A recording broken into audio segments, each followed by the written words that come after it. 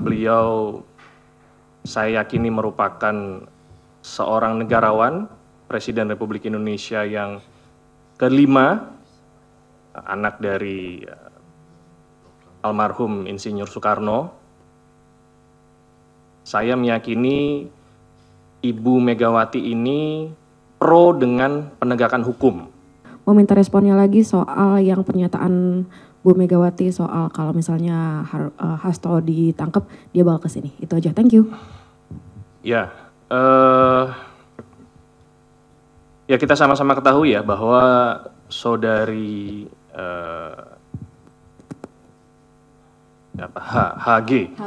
HGR, saudari HGR tidak hadir dan kita ketahui bersama-sama yang bersangkutan ternyata mendampingi RI1 dalam kegiatan ya di hari itu ya? Benar? Enggak? Besoknya? Oke.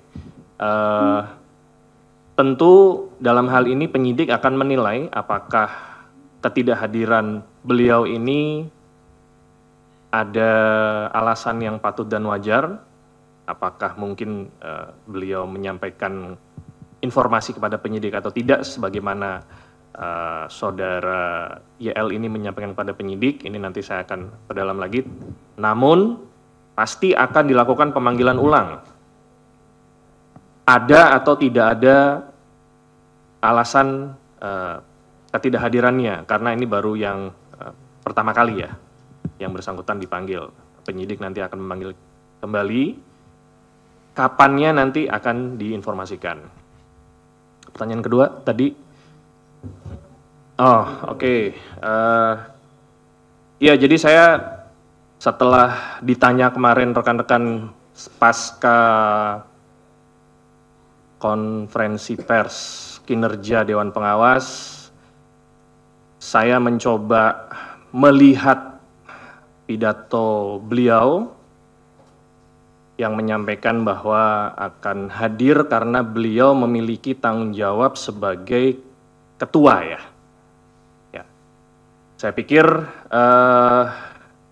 tidak ada ancaman di situ ya, bahwa beliau saya yakini merupakan seorang negarawan, Presiden Republik Indonesia yang kelima, anak dari almarhum Insinyur Soekarno.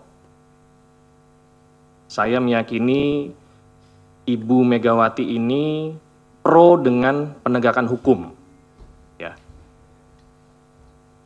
Sangat tidak masuk akal bagi saya, makanya kemarin itu apabila ada narasi yang mengatakan Presiden Republik Indonesia yang kelima ini mengancam KPK. Tapi ternyata setelah saya lihat videonya tidak seperti itu. Jadi saya mengajak rekan-rekan, bukan yang di sini ya, yang di luar, yang saya kenal dan yang di sini tentunya saya paham sekali bahwa rekan-rekan akan memberikan judul dan narasi yang bijak untuk persatuan bangsa ini ke depan.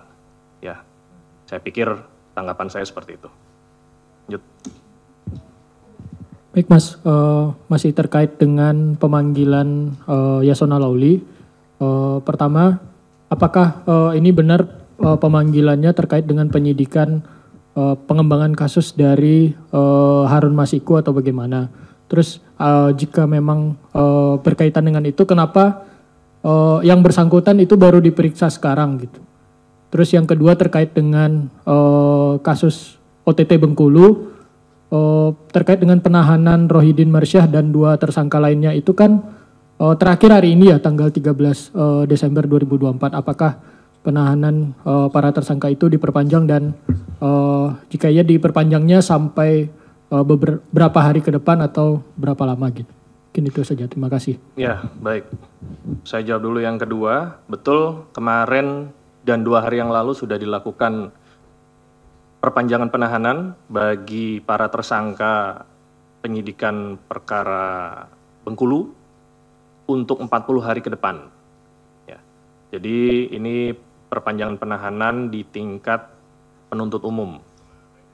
Banyak teman-teman jurnalis yang mengatakan kenapa kok diperpanjang? Ya karena penyidik masih memerlukan waktu untuk memperkuat alat bukti, untuk memeriksa saksi-saksi yang ada, tersangka, dan hal-hal lainnya.